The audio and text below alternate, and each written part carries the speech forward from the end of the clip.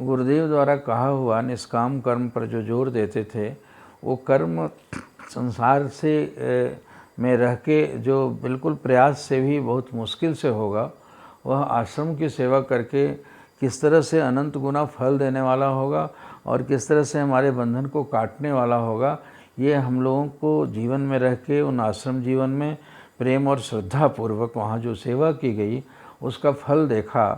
परमपुरी आश्रम में, आश्रम के पीछे एक खेत था और बड़ा सा खेत था।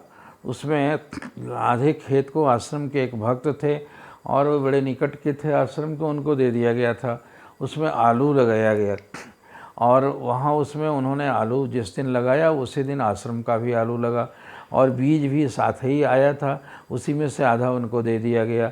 मोटर पंप भी एक ही दिन जब पानी पड़ता था तो उसमें भी पड़ता था। खाद भी बराबर बराबर ही लगा, एक ही ट्रैक्टर ने जोता भी, बीच में मेड़ खोल दिया हुआ था। और यही अंतर था कि वहाँ मालिक जो हैं वो डट के डंडा लेके बैठे हुए अपने 2-4 मजदूरों से करा रहे थे और यहाँ सारे साधु महात्मा और ब्रह्मचारी जयकारा लगाते हुए गुरु महाराज जी की सेवा में लगे हुए थे।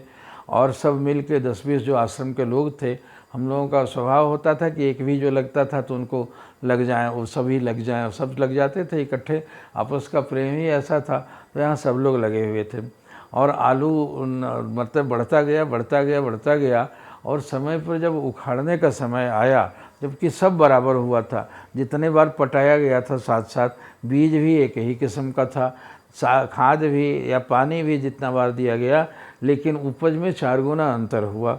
आश्रम का आलू 100 मन हुआ तो उनका हुआ 25 मन और दोनों साथ साथ तौलाते रहे।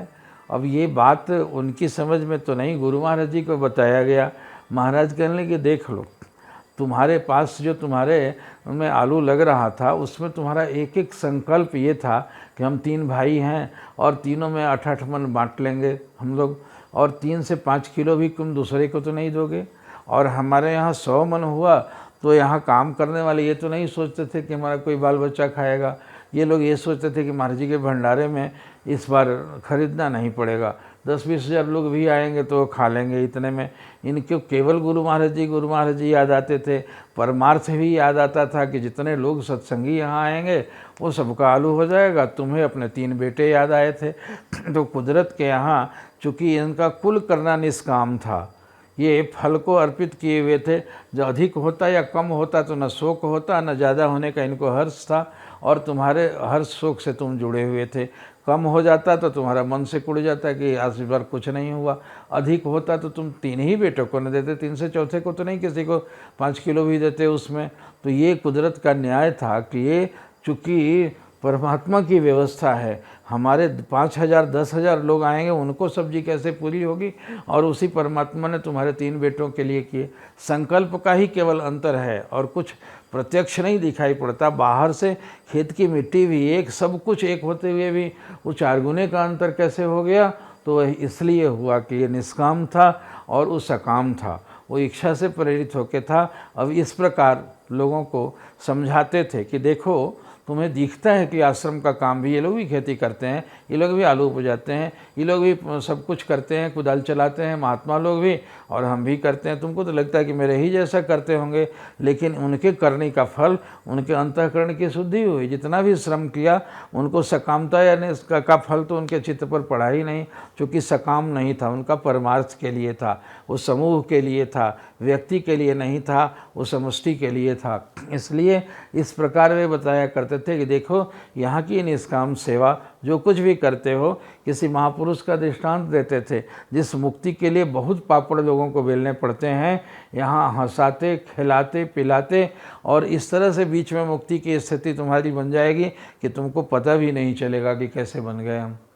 इस तरह से वे इन चीज़ों को बताया करते थे। जीवन की यात्रा है, जिस तरह से तुम्हें ऑफिस जाना है तो बड़े सीरियस होके जाते हो और तुम एकदम दौड़े दौड़े जाते हो कि घड़ी पर कि लेट हो रहा है, और यदि तुम्हें टहलने जाना है तो उसी रास्ते पर उतना ही दूर जाते हो, लेकिन आराम से डेग उठाते हुए अगल बगल का नज़ारा लेते हुए जाते हो तुम।